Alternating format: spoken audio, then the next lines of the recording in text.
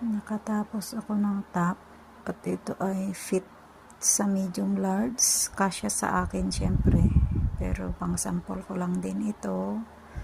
Ito yung breast part niya. Magdadagdag pa ako ng turon dito kasi medyo mababa siya. Ayaw ko yung nakikita yung dito sa kilikili ba.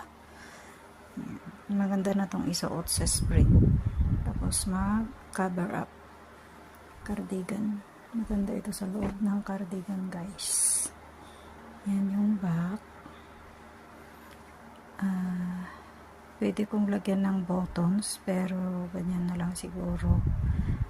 Itatry ko para medyo sumikip siya, maluwang sa akin. Yan. Pero okay lang. Kasi, ganyan siya.